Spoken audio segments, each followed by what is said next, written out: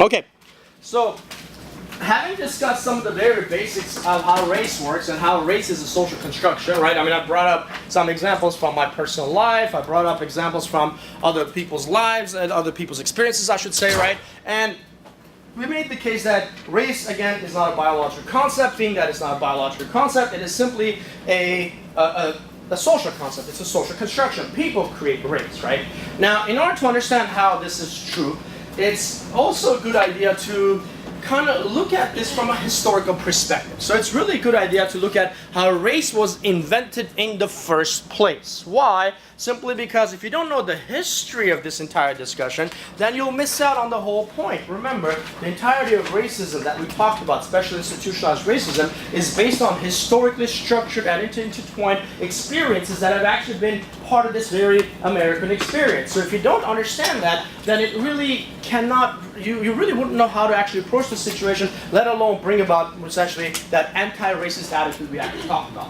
So to understand this, we kind of have to go back to beyond the modern times, right? So often many who like to talk about race and racism, they bring about discussions that are more in the modern times, and we'll be doing that. There will not be shortage of that, right? But to understand this, we got to go to the pre-industrial period, the period where Europeans were now for the first time beginning to make, maybe not for the first time, that's not a good suggestion, but Europeans were essentially beginning to want to take the kind of engage in the kind of aspirations that would now allow them to engage in international travels, and by this I mean having to travel into the Americas. So we're talking about pre that period, if you will. Now, often when we talk about race and racism, many of my friends have done this. There was even a time I did this also, where it said, race and racism, classism, sexism, right? Those are all ways to separate people, and the fact is that they've always been there, right? The fact is true. The idea of separating people and setting them up in hierarchical or unequal or stratified manner essentially has always been there, but in the past it was based on other qualities. For example, in the past it was based on, before the 16th century, if you will, right? It was based on your religion. It was based on what part of the world you're from. Let's say if you're British versus French versus Spanish, or from some other part of the world altogether, right? So you would have been discriminated against, or you would have done the discrimination, if you will, based on those qualities, right? So really, in the past, in the way people discriminated, had to do with that quote-unquote civilized, and against essentially the uncivil people, right? So if you're part of the dominant group, you were seen as the civil. If you were part of the minority group, you essentially were described as uncivil. One of those were like, you're not even seen as a human, if you will, right? But not in the way the kind of racism that we have today was actually said. It was one of those like, you're not considered to be worthy of the kind of respect we offer essentially onto other humans who are people who look a lot like us, if you will. So in that sense, really the very idea is that people really discriminate against one another based on those kinds of qualities, especially since our history is really rooted in British history. If you look at how the Brits actually dealt with before with other racial minorities, if you will, you'd realize how really it was based on religion and ethnicity and nationality, if you will, right? The Brits and the Irish have had a lot of run-ins with one another, and the Brits have been known for a very long time of having to address the Irish as just simply not only uncivil people, but rather the kinds of people that indeed did not even deserve the right to live, if you will, right? The saying went as something like this: it was the only good Irishman is a dead Irishman, right? The same would certainly be said about the Native Americans as well, right? So essentially, in the past, when people discriminated against one another, it really was based on really what part of the world one is from, what ethnicity one is actually a part of, and also what religion. Look at the Spanish. When the Spanish actually carried out their version of discrimination, if you will, right? They did so especially against the Jews. The Jews were seen as uncivil. They were seen as unchristian. Understandably so. They're not Christians. They're Jews, right? And in the meantime, as that was the case, they were seen as actually, in many ways, described, to say the least, as distasteful, right? Especially like We're talking about before the 16th century, right? We're talking about the 1300s, the 1400s, and so on. The Jews were in the banking business where they would loan money out to people and then collect interest, right? Pretty much in the way our banks do it, right? But back then it was seen as distasteful, really a way to essentially contribute to poverty and so on is what was actually said. And the Jews were blamed for a lot of what was going on in that part of the world. Why? Simply because they were the minorities that simply could have been pushed around, if you will. So Jews, in order to actually escape having to be persecuted so badly, they began to want to now convert, right? So many Jews they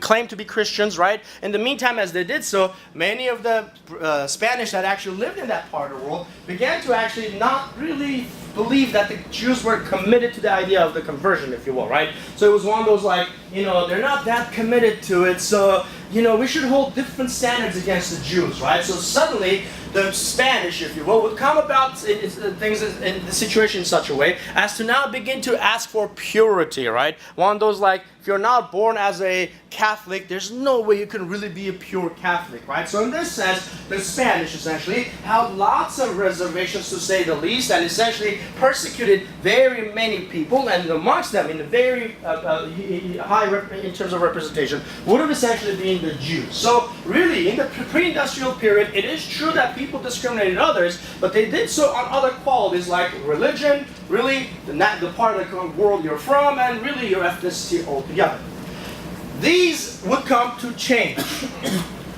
The ways in which people would discriminate would come to change. Their approach and in the way values would be created as a means to justify discrimination would change significantly. And it would do so especially after colonialism.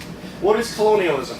Those Europeans who eventually wanted to search the world, starting with Christopher Columbus, right? They wanted to actually experience or wanted to actually check out other parts of the world, right? On their way to India, that was the approach, that was the idea. They were going to go down to India, right? Got lost, enough so where eventually they found themselves in new lands, in new areas, and came across people they never thought could have possibly ever existed.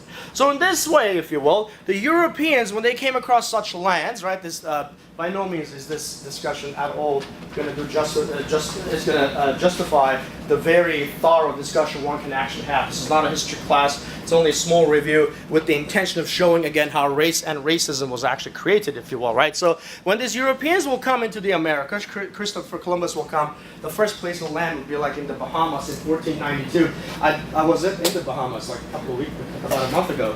I went to the one spot where it was designated, it was called the Queen's Square or something like that. It's a spot where it's made for the British Queen who actually allowed them freedom from slavery, right? So they made this one spot for her. Why? Because the first Europeans who would actually come here, they would immediately begin to introduce slavery. But we're not at that point just yet, right? So Columbus will come, he'll run into all these natives in the area, and in the meantime, as they'll do so, they'll begin to, of course, want to wonder as to what he can do with these people who really comparatively appeared quite innocent. They were very welcoming people. They were very kind, willing to exchange, very caring and loving, essentially, right? These people have known very little of wars, if you will. They've known about how to exchange with one another. So when foreigners arrive, they treat them in that utmost respectful manner, right?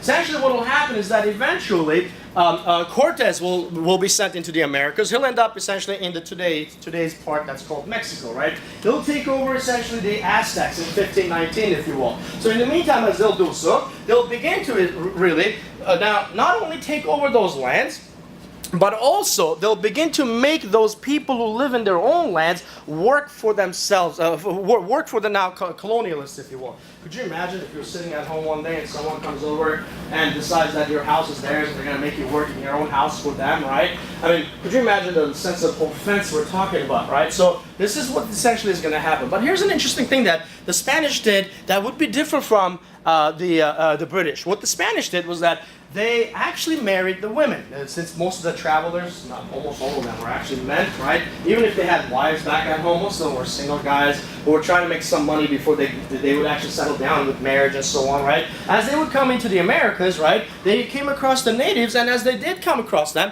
they actually married them. They actually had kids with them, right? So for the first time ever, we began to see it was easy to at first see the Europeans. It was easy to easily see how the natives are also really different, even in appearance, right? But in a very short period of time, you began to see a mix of them, if you will. They married, the women, and they ended up having to have kids with them. So essentially, the kids ended up looking like that they would actually help to blur that line between the Europeans and the native populations, right? So the Spanish would actually do quite a lot of this. Because they would do so, still, it was no different than a colony. Why? Even with their own kids now in these Americas, even with their own kids who are now mixes, if you will, right? Essentially, all these people would be put to work.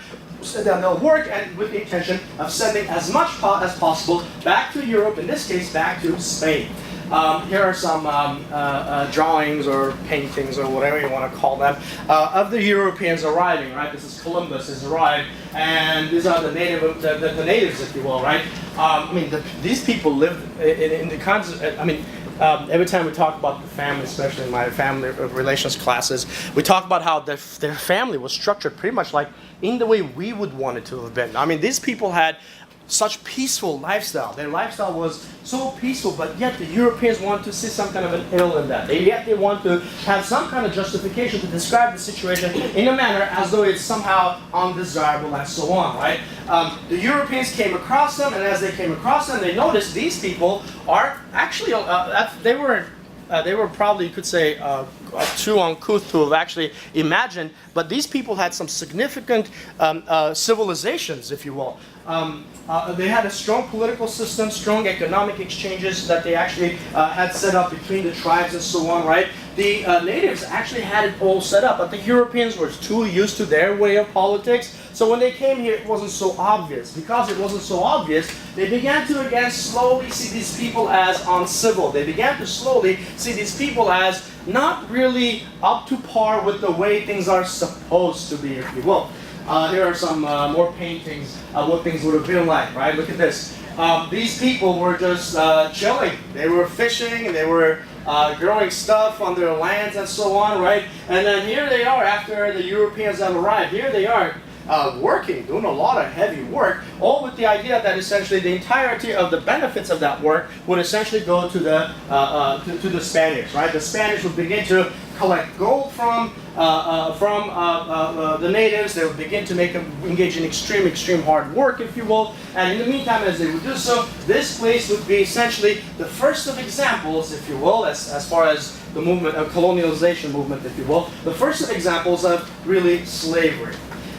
Some people wouldn't want to actually stand for this. There were some influential figures, if you will, who actually began to speak against this. A priest named Bartolome de las Casas, actually.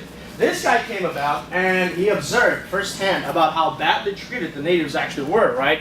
I guess that you could call him as one of those few priest who actually lives by what he preaches, right? So this guy essentially came and actually saw what was happening to the natives, and he began to write letters to the king of Spain and so on, asking for a much better treatment of the natives, if you will, right? He brought into attention the exploitative treatment that the natives were actually being subject to, how they were being enslaved, and the overall mistreatment that essentially they had been subject to. So Bartolome de las Casas actually, because of the fact that he was an influential figure at this time, actually influenced to bring about certain legal sanctions as to restrict this kind of ill treatment of the natives, if you will. New laws at this point would be passed, if you will, right? Slavery would be abolished. So the Spanish had, I guess maybe you could say, especially compared to the Brits, a little more humane type of an approach, right? They were willing to adhere to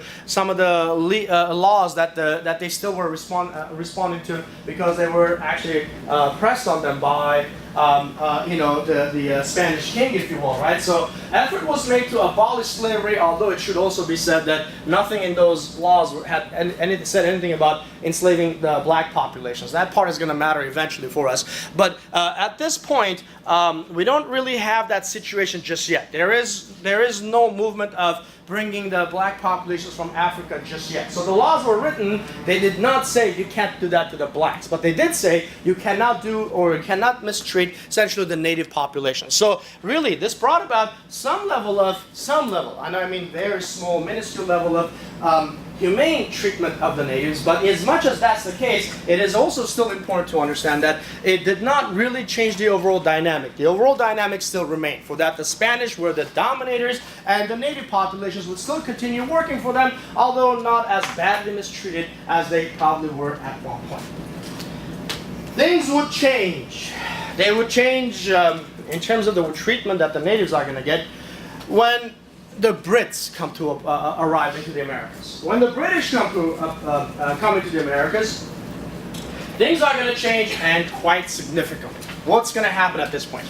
Well, the quest to want to come into the Americas is going to be a quest for land and resources. And when the Brits come into the Americas, they're far less interested in bringing religion. By the way, the Spanish were very interested in bringing religion. They saw the natives as so uncivil, where they thought that the only way they could bring civilization to them is by giving them Catholicism, right? So the French had, the Spanish had those kinds of intentions, right? The intentions of bringing about the effort of saving souls and so on. This wasn't true for the Brits. When the Brits came into the Americas, they simply couldn't care about whose soul they were saving. They certainly couldn't care about what religion they were introducing to anyone. The only thing they wanted for, essentially, was land and resources. Land in itself is at this time the most important resource you've got. Why? Because you can grow all kinds of resources on there. You can grow all kinds of fruits and vegetables and so on, and you can pack them up and send them back to Europe, right? Making it the most valuable resource you've got. But it was more than that. Again, intentions to get the natives to actually find gold for them. The intention to get the natives to teach them how to hunt. Not just how to hunt, but also how to find animal hide, if you will, right? So there was a movie Leonardo DiCaprio was in. I think he won some kind of an award where it's describing what the early periods were like when the Brits had arrived. You guys know what I'm talking about? I saw it at the theater, but I forgot what it was called. What's that? The Revenant. One more time? The Revenant. Yeah, what was it again? The Revenant. Revenant, yeah, there you go. In the movie, I thought they did a pretty good job of showing how the natives were actually put to use at this point, right? The natives were put to use because they were seen as people who knew the lands. They knew the lands really well. They knew how to find animals that had very valuable hide, if you will, right? So these guys would essentially exploit also the natural resources, the livestock, if you will, for the purpose of obviously making hide out of them and so on. Now, in the meantime, when the British actually came to arrive, they did so, by the way, about a century after the French arrived. So the French took about Spanish, right? The Spanish came here in the late 1400s, right? But in the meantime, as this was the case, the Brits started coming in the late 1500s, early 1600s or so, enough so that when they came into the Americas, they established, the first place they got established at was really at Georgetown. So Georgetown was the first place they were established at in the year 1607, if you will. So when they came into the Americas and they got established, colonized these parts, right? The French, if you will, were not. Why do I keep calling them as French? The British, if you will, began to be very much unlike the Spanish. What they began to do was that, first of all, they looked down on the idea of intermarrying the natives. They saw that as uncivil, they saw that as uncool, not something you do. Why? Simply because the natives were seen as really, really undesirable, right? The Spanish had no problem with that. They could actually not only want to have sex with them, but want to have children with them and essentially start up families and so on. The British didn't want this. The British, the only thing they wanted, again, was land and resources. Not at all was there an intention for them to mix with the native populations. Now, if you don't mix with the native populations, you can easily tell the difference between the native and the European. They look really different. In the case of the Spanish having arrived, the blurry line was there. The kids that were a mix of the both, right? They were there because they were there. It was really hard to actually segregate themselves from one another. Why? Because you had kids who had European features, but also dark color, if you will. Or they could have had light color, right? Texture, right? But yet maybe they might have had native features and so on, right? It was difficult for the Spanish to actually segregate people in such a way because of the fact that they were producing enough offspring as to essentially blur out that divide. The British hadn't done this. The English hadn't done this. The English, because they hadn't done it, it was easy for them to separate themselves from the Indians. They looked obviously physically different. The phenotype amongst those in Europe as compared to the phenotype amongst those in the Americas were really different because it was easy to separate oneself from the others. So because it was so easy, and because the natives were really not at some point, not really welcoming of the British, if you will, right? It was really easy to take the resistance that the natives would subject them to and address that as a barbarous behavior. So could you imagine that? You take over a land, you destroy everything these people have, you enslave them, and then when they resist you, you kind of add an insult to the injury you've done by calling them as barbarians, right? By referring to them as savages. That was another common term actually used. I showed that. It's that cartoon movie. Is it Pocahontas? Yeah, I think that's the one where there's this moment where they're singing and they're referring to the natives as savages. Savage has it been? You know? Probably like I don't know. So keep an eye on that. Let me know when it stops. Yeah. So the Europeans will come into the Americas, and as they do so, you know, when you kill a lot of natives and take their lands, take their resources, take a lot from them, that's a lot of money flowing into England because there's a lot of money coming in there. It really caught the interest of all Europeans, naturally, but especially the British peasants as well. British peasants who now wanted to take a part in this movement, also religiously persecuted as well and so on, right? So this was actually happening in the meantime, but also because of really, really great economic opportunities in the Americas, if you will. Many peasants now began to want to come into the Americas altogether. Now, how do you come into the Americas? You'll have to build your own boat. You can't. You don't have enough money. You don't have enough manpower. No way you can do it. So the only way you could come into the Americas was to hop on those boats. Now, if you hop on a boat, you're taking up space. If you're taking up space, you're taking up food, right? That kind of supply and so on. So if that's the case, you got to pay for it. Now, these European peasants had nothing to pay with. So what they did was that they agreed to the idea of entering into servitude. So what is this idea? Servitude is the idea, indentured servitude is what this will eventually be known as, right? It's this idea that you can come into the Americas while hopping on the boat. Yeah, we know you don't have money, but we'll give you credit. And the credit is really you having to work for a few years, pretty much a lot like a slave, if you will, right? But you agreed to it under the assumption that someday, maybe 5 years, 6 years, 10 years later, right? Once you're done paying off your dues, if you will, then you can go off and live on your own as a free person. So peasants who had nothing great going on with them in England and the possibility of some economic opportunities really enticed them enough where they agreed to this kind of a change in their lives. So they came into the Americas on these boats as indentured servants. So in the meantime, as they came here, right, they settled in the areas where the British would have already settled at, right? You needed to do that. Why? For one, resources to survive on, but also for protection. Because in this time, the natives, again, were not exactly very friendly, right? As we just talked about this, right? So they could creep up on you and kill you in the middle of the night, and you'd hear of stories like this everywhere, right? So because you wouldn't want to be somewhere where it could be easy for anyone to kill you in the night. So these guys, it made every sense that they would live in colonies already established by the Brits. So when they came into the Americas, right? They came into the Americas in large masses, again with the assumption that they would essentially be really indentured servants. What kinds of people were these? All kinds of people. Mostly single guys and men for the most part, but we'll see a lot more women will come.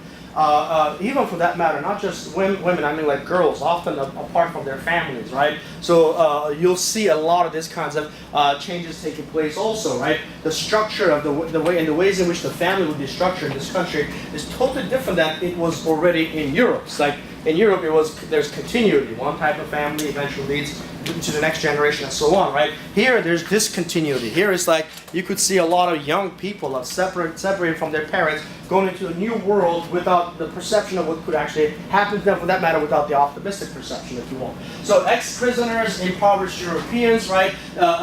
Native Americans who were stolen from their tribes, from their homelands, if you will, also will hop on these boats with the intention of coming back. Many of them would never end up in the place they were actually stolen from. So they were doing it just because the idea that they want to go back to, again, their familiar lands, with the possibility that they might actually find their families And those few who actually did came back and did find their villages, they probably wouldn't find their family members because they either would have been killed off by viruses or maybe even just they were murdered, if you will, right? So we're talking about all kinds of people, including Africans. Africans will now be sought after and they will now be seen as a valuable resource. Not everybody's seen as a valuable resource. If you're hopping on that boat with the assumption that you're going to go there and give them free labor for a certain duration of time, you are a valuable resource. So they're taking everyone all along the way, if you will.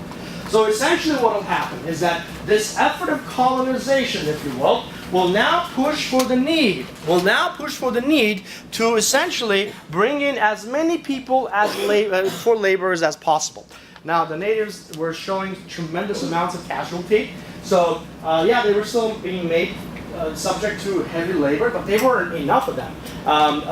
Most of the alive ones were dying out, or they were suffering from the viruses and so on. So they weren't really dying right away. Could take them, some time. So they weren't exactly capable of working either. So it meant that there was a lot of need to bring anyone that would hop on that boat. So indeed, all these indentured servants jumped on the boat and they came here. And here's also what happened. Really, indentured servitude is a form of temporary slavery, is what this is. Let's say I'm one of these really rich people, and I agree to bring you into the Americas. I'll pay for the finances. So when you come here, you'll have to work for me, right? But because you owe me a certain amount, I could also take that value and transfer it over to someone else. I owe you a little bit, so I haven't got the cash. I'll give you my slave, so he come and work for you. So I'll give you my indentured servant. So he'll work for you for 3 years or so. So I could really sell you off to someone else, and that someone else will buy you in that meantime. And in the meantime, as they would do so, really, you could go from hand to hand without really knowing who your next quote-unquote master is going to be. But these are, again, indentured servants, only really a form of slavery for a temporary period, right? But while that's the case, many of these people who come into the Americas not only would be sold off to some other people, they had no idea who they were, many of them would have just simply been worked to death. So they would never really get to experience any sense of freedom at all. They'd be subject to some horrible treatment. So by the time their time is to expire, for them to enjoy what bit of freedom they could actually enjoy, they would die out, if you will, right? So really what began to happen was this very huge migration from the European parts, and along the way in the Africas and so on, they'll pick up anyone they can to bring here with the idea of making them work nearly for free, if you will. This situation would not settle well with the people who arrive here. Now, imagine, I can convince you along the way to come and work, in the new lands, right? And eventually, even if I treat you in a really crappy way, you may dislike me, but if you dislike me, you probably aren't going to have a lot of say-so against me. I got my soldiers on my boat. They could shoot you if you go against me, right? So I am in the safe in this manner. However, if you bring enough indentured servants in one area, there will end up being a lot more of them. And I mean far more of them. Which means no matter how many soldiers you've got, you probably would not have enough to essentially put enough resistance against you if these people were to ever rise up. So what will take place, again, as we talked about, this horrible treatment will take place, right? So enough so as to inspire an uprising. An uprising that will eventually be branded as the Bacon's Rebellion. All kinds of people. We're talking about Europeans. We're talking about natives that were stolen from their lands. We're talking about black people, right? We're talking about Irish people. All kinds of people who were all gathered together to be brought into the Americas. Because of their horrible treatment, they eventually rose up. At first it was kind of safe because they didn't speak the same language. They all spoke different languages. It was difficult for them to communicate, but soon they were able to communicate enough, at least in the English language, where they could have actually agreed to the idea of having to rebel against the horrible treatment they're subject to, right?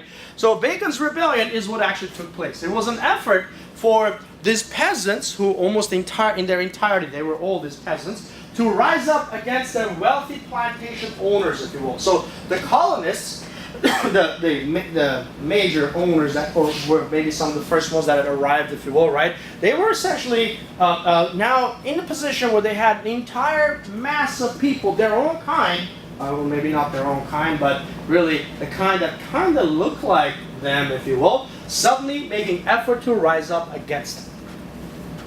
This wasn't a cool situation for anyone to be if you're part of the wealthy. Why? Because if you're part of the wealthy, that's the problem with you. There aren't enough of you, so you can't really fight them one-on-one. I mean, you might be about 100 people fighting against thousands of people. So clearly, you can't really win this kind of a fight.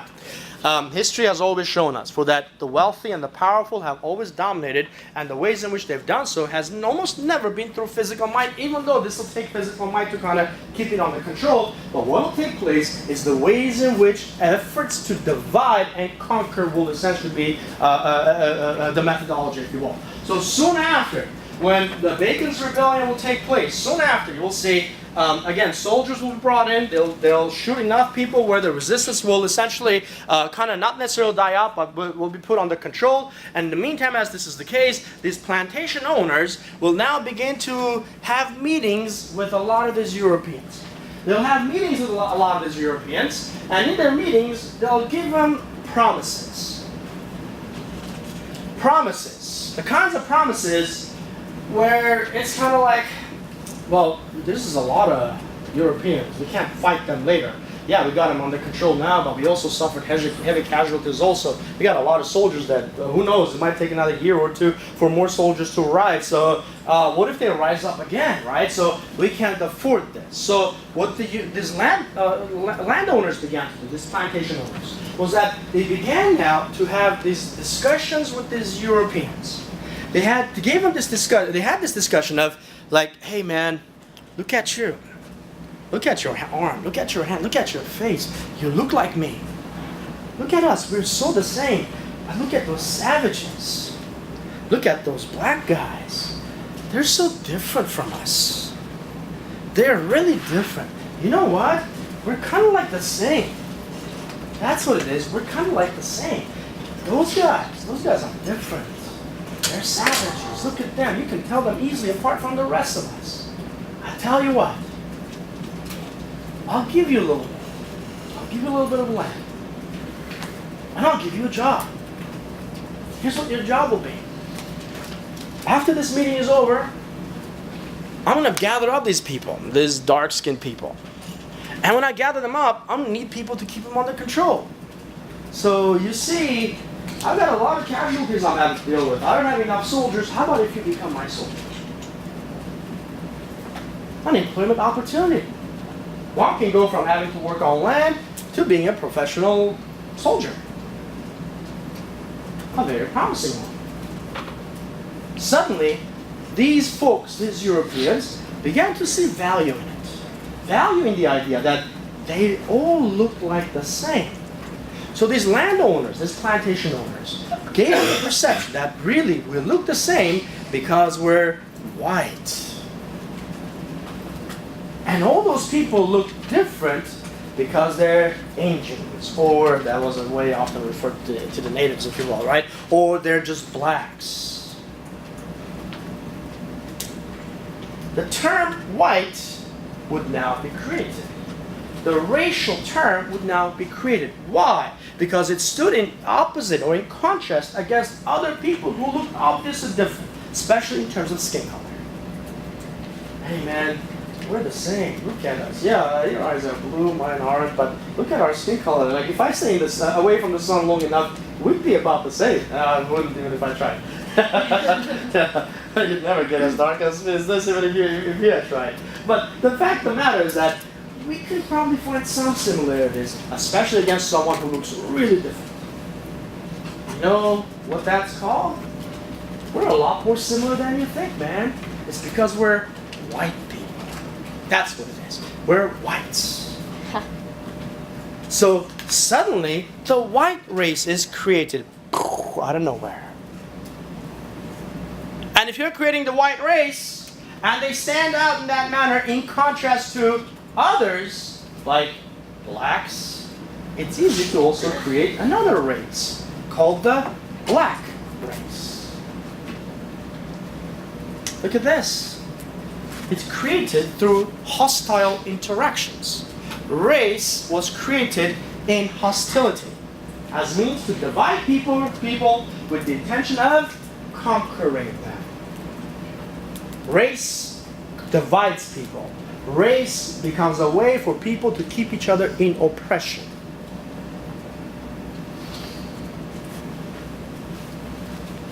The white man, now with their superior technology, will use it with the intention of keeping everyone in check.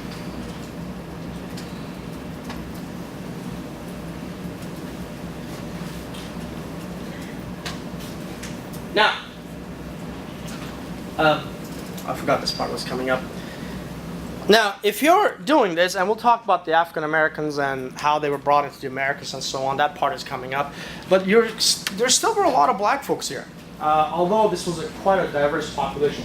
Bacon's Rebellion was quite a diverse population, right? But you could easily make these kinds of promises, again in relation to people who look very different, in this case, different in terms of skin color, dark skin color.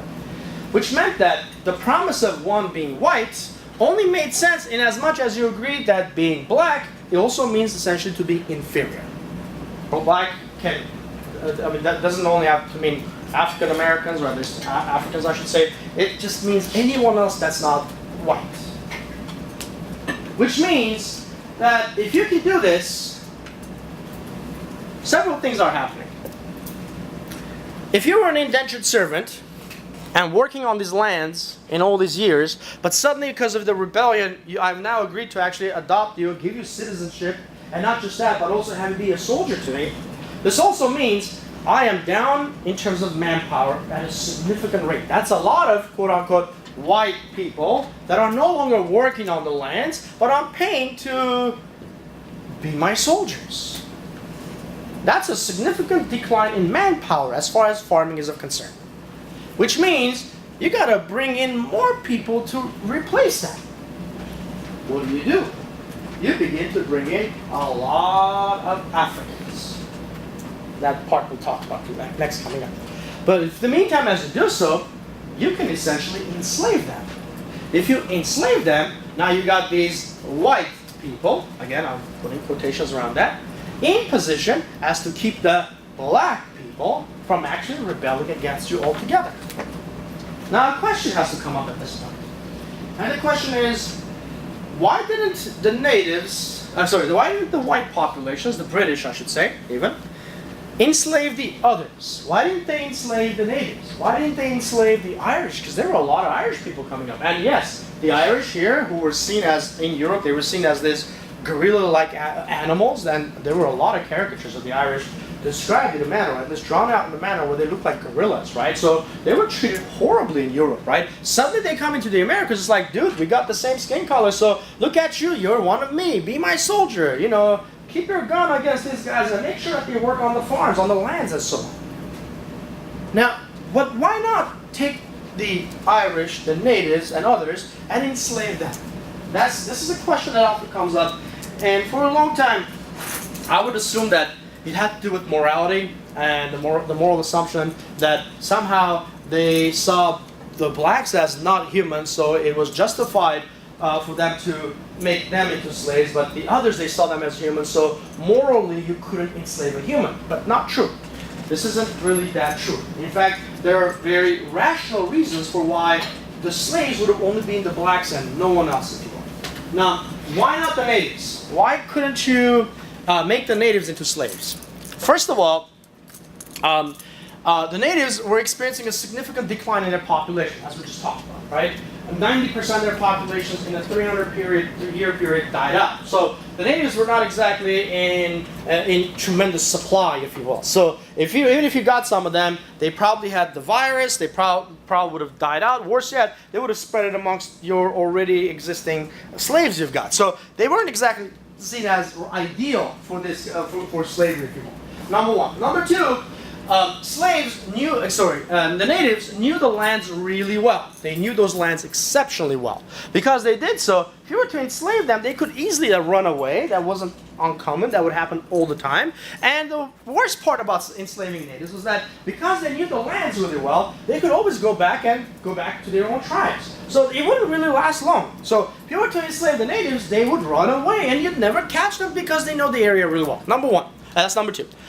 Number 3, when it comes to the natives, because they're low supply in terms of numbers, if you will, they were seen as valuable in other areas of service, like fur or hide that we just talked about, right? So having to catch fur, having to know where to go and how to actually track them and so on. The British didn't know how to do this, so they needed someone to show them, and the most ideal ones were actually the natives. So having to have them be captured and be put on land to only become farmers was actually, in a way, still seen as a way to undervalue their skills. Why? Because they had skills that could be put to use as means to essentially find fur and hide and so on. So the natives were not actually ideal at all for this situation. Now you might say, why not the Irish? Why didn't they make the Irish into slaves? Because, well, after all, they really hated the Irish, and they thought of the Irish as the only ones that are the best ones are the ones that are the dead ones, right? So why not the Irish, right? You might say. For one, the Irish were pastoralists. They were people who would work on land, but they would also go hunting for long periods of time, right? Which meant that if you were to subject them to farming, if you will, number one, they would be extremely unskilled. And if you were to push them to develop the skills, if you will, that would take a lot of time because their skills were not exactly this area. And the worst part, especially when it comes to the Irish, is that because in terms of skin color, they look like your average white person, if they were able to escape, it'd be easy for them to run away and get into some white town and blend in with everyone else. So you couldn't really catch them if they were escaped. Why? Because they look like your average white person. So in this way, the Irish... One more time. Heard the shutter go off. Oh, you did? Okay. Keep reminding me.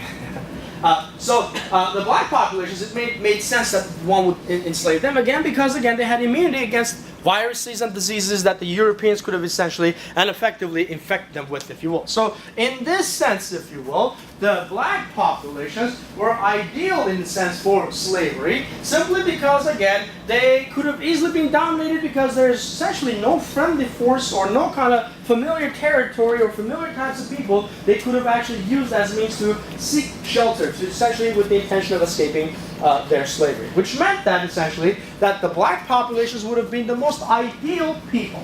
The ideal people that indeed would be subject to slavery would only be them. So the natives would essentially not be ideal enough, the Irish wouldn't be, but the black people were just right for this kind of treatment.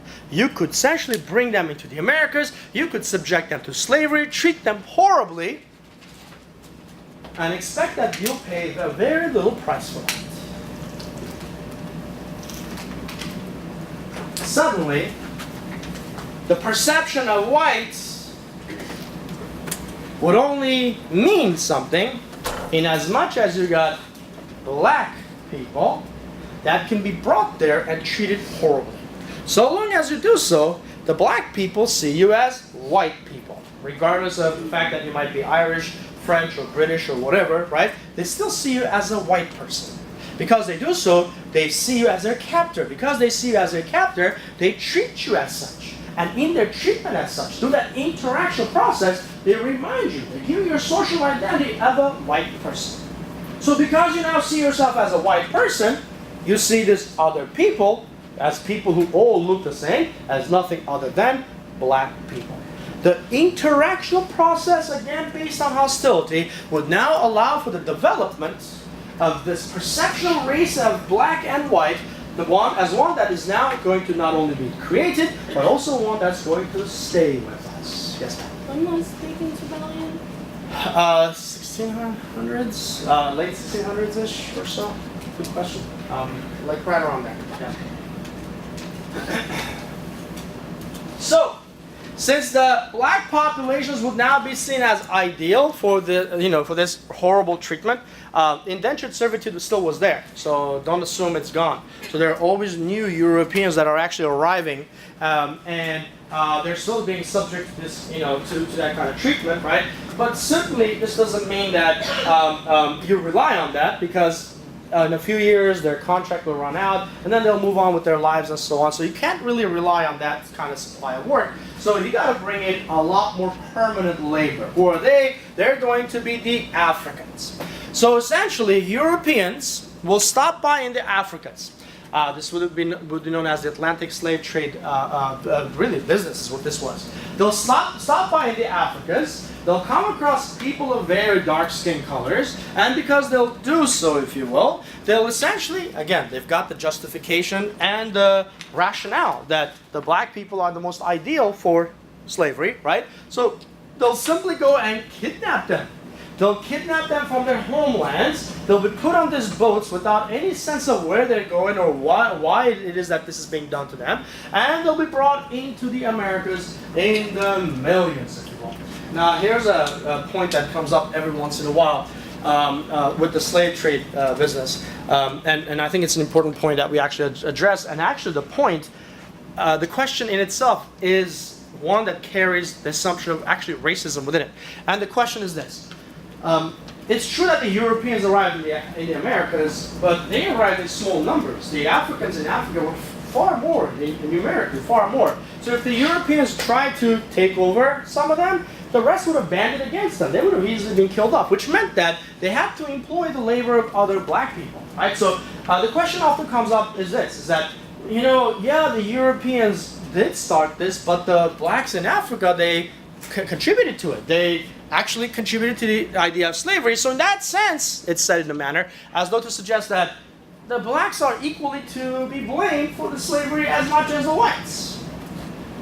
Even numerically, it wouldn't be equal. But even if you were to make that statement, the statement itself actually is quite the racist statement. And here's what I mean by it.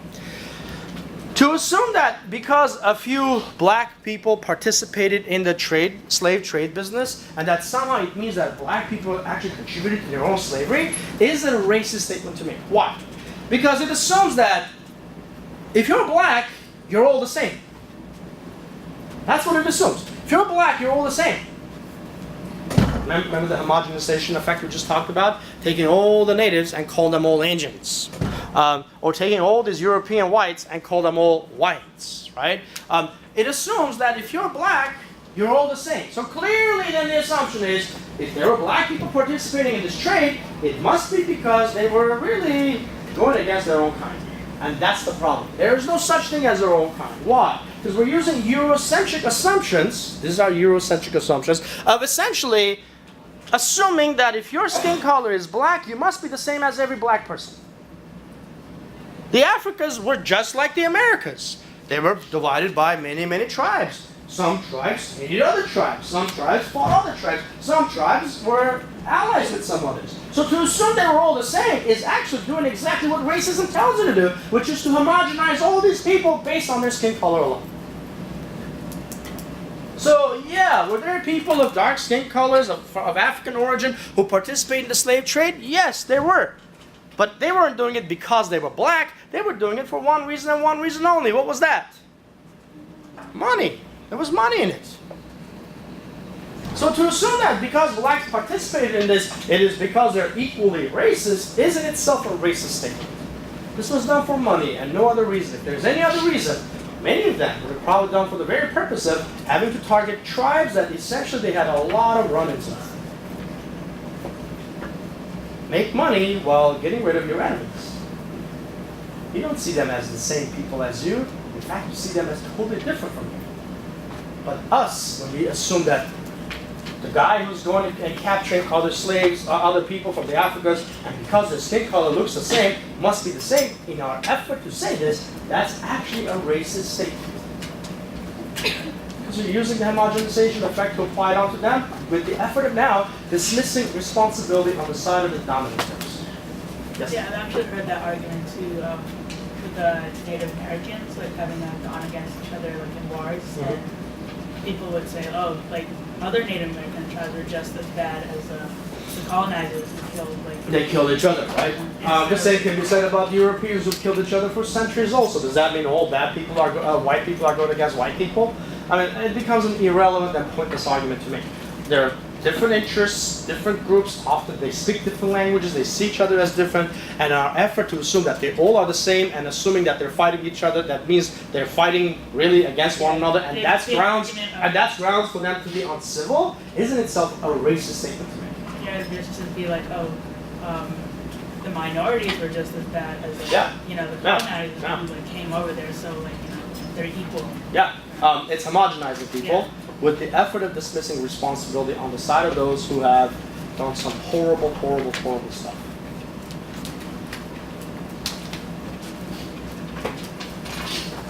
The Africas would be seen the most ideal place now to plunge. Why? They're not putting up much resistance. Whatever resistance they put up will easily be controlled with the gunpowder and bullets. And better yet, you can get the Africans actually enslave other Africans from other tribes. So it takes very little to make it happen. And because it takes very little to make that happen, the Africas would be seen the most ideal place to bring about the most exploitable populations. And most importantly, because they would show significant casualties, they would show not just that, but also significant numbers of them would fall victim to, in this case, slavery. It would be seen as justifiable. Why? They couldn't fight us. We beat them. So we're superior. So if we're superior, the blacks must also be inferior. The assumption of inferiority will support further effort to bring more people from the Africas. There's a really good map of where from Africas they were brought and what parts of the Americas they were actually taken. The United States was one place where slaves were actually brought, but we're talking about all the Caribbean islands. We're talking about the northern and southern Americas as well. So a lot of slaves were brought into all of these parts. Why? Simply because they're exploitable labor, right? The Spanish will do their share. They'll bring them into the South Americas, right? And then the British will start taking them into the North Americas. All these Caribbean islands are going to have very, very heavy populations of slaves. In the Bahamas, 85% I should say, of the populations are black there.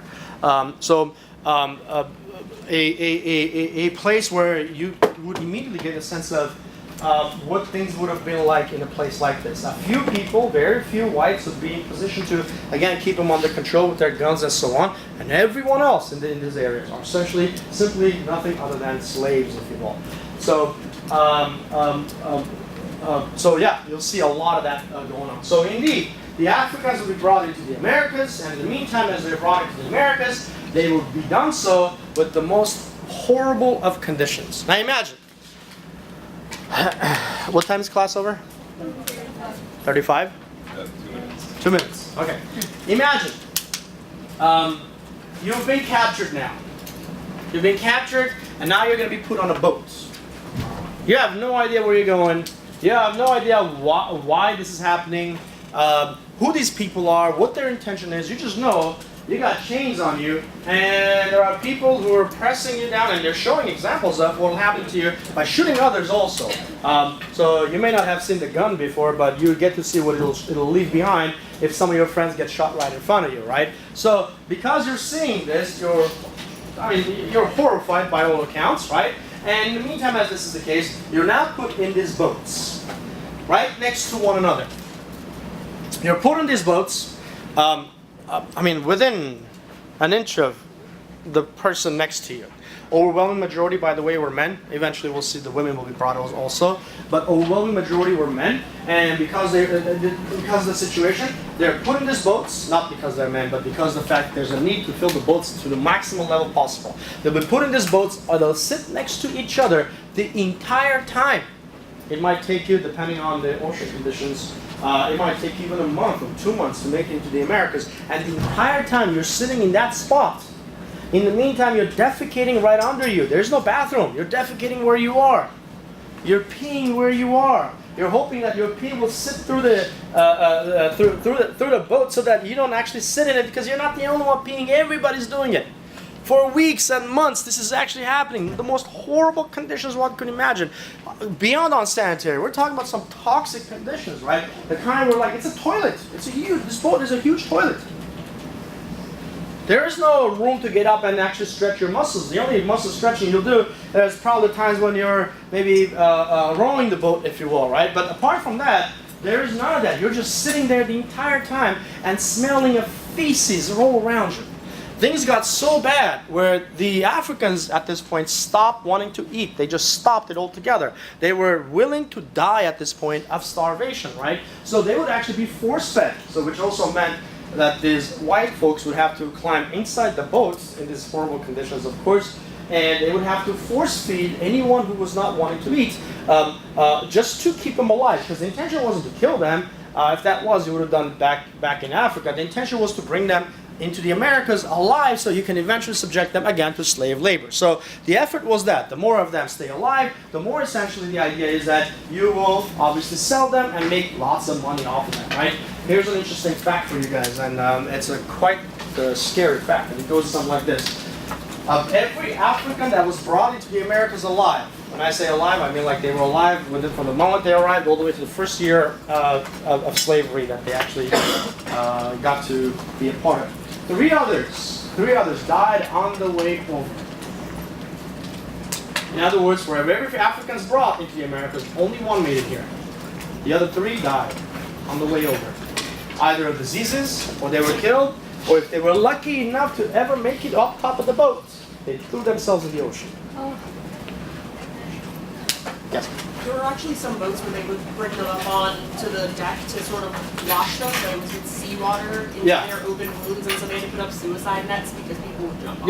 Yeah. There were times when an effort was made to kind of deal with these horrible conditions, but even then, if you found an opportunity to jump in the ocean, you were taking that opportunity. All right, we'll